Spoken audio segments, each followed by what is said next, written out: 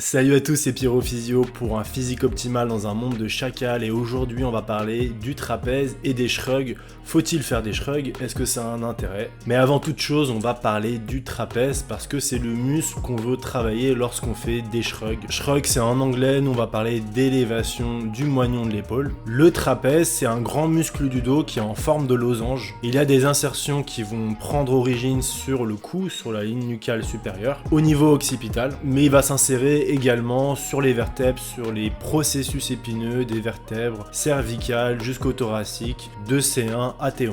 Le faisceau supérieur que vous voyez là-haut quand vous contractez, il va s'insérer, se terminer sur la clavicule et les grosses parties moyennes du dos et les parties inférieures, elles vont principalement se terminer sur l'omoplate, sur la scapula. Et le trapèze, il va avoir plusieurs actions. Comme on a dit juste avant, il va permettre d'élever l'épaule, d'élever le moignon, et il va permettre de mobiliser votre omoplate, donc de la resserrer, de travailler sur des sonnettes, donc des petits mouvements de rotation. Dans d'autres configurations, si votre omoplate elle est bien bloquée, il va permettre de bouger le cou. Le trapèze, c'est connu, il fait des rotations controlatérales de la tête, et il fait des inclinaisons homolatérales, ça veut dire qu'il fait incliner donc du même côté. Mais il permet également de soutenir le dos, le rachis, donc il va maintenir le plaquage des omoplates, soutenir la posture, il permet de maintenir le bas du dos, le rachis inférieur, et il est innervé par le nerf accessoire et par le nerf du trapèze. C'est des nerfs qui partent des cervicales. Donc contrairement à ce qu'on pourrait penser, c'est pas uniquement un muscle qui sert à travailler ce qui est en haut, c'est un muscle vraiment qui fait tout le dos et qui permet le maintien de la posture. Donc rappelez-vous bien qu'il ne travaille pas uniquement dans ces modalités-là, il va travailler quand vous tirez devant vous, il va travailler lors des tractions, il va travailler quand vous faites du soulevé de terre. Donc est-ce qu'on est pour ou contre le travail des shrugs? Bah ça dépend en fait. Si vous avez un point faible, vous pouvez également inclure dans votre routine d'entraînement des shrugs. Si vous avez des trapèzes qui sont suffisamment développés et que vous faites déjà du soulevé de terre, des tractions et du tirage rowing horizontal, c'est pas forcément nécessaire de rajouter des shrugs. Surtout si vous avez peu de temps à consacrer à l'entraînement et que vous avez par exemple 2 à 3 séances par semaine uniquement. Personnellement, dû à ma génétique, mes trapèzes étaient naturellement développés. J'avais pas besoin de les travailler spécifiquement. Je les ai un petit peu fait au début quand j'ai commencé la musculation, mais rapidement je me suis rendu compte qu'ils travaillaient très bien avec les exercices fonctionnels, globaux, classiques, polyarticulaires. Si vous trouvez que vos trapèzes supérieurs ne sont pas assez développés, n'hésitez pas donc à inclure des shrugs dans votre routine. Ce que je peux vous suggérer, c'est de travailler sur des exercices qui vont être un peu plus fonctionnels. Par exemple,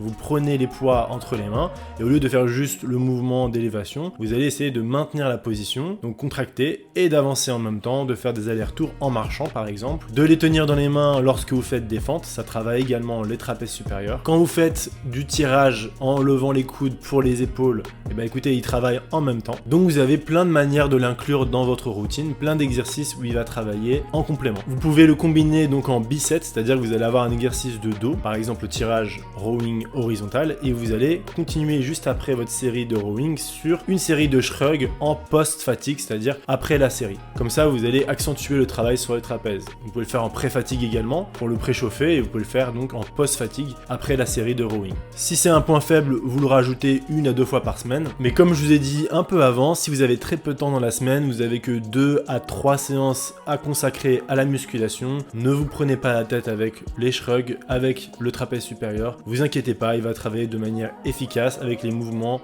principaux. Et si certains ne le connaissent pas, l'exercice principal pour travailler les shrugs, les élévations du moignon de l'épaule, c'est simplement de prendre un poids dans les mains de chaque côté ou une barre et vous allez donc élever ici le plus haut possible et contrôler doucement la descente. Évitez de faire beaucoup de mouvements rapides, ça va empêcher la phase excentrique d'être efficace, c'est-à-dire la phase donc où vous allez construire le muscle, je le rappelle toujours, la phase de descente. Donc on freine et on contrôle la descente, c'est le plus important. Restez à 80%, 75%. Faites des petits mouvements bien contrôlés, histoire de toujours engager le muscle et de rester sous tension. Voilà, j'espère que la vidéo vous a plu, vous a un petit peu éclairé. Si c'est le cas, mettez-moi un pouce bleu, mettez-moi un commentaire si vous avez des questions sur le shrug, sur le trapèze, et on se revoit pour la prochaine vidéo, Pierrot Physio, pour un physique optimal dans un monde de chacal.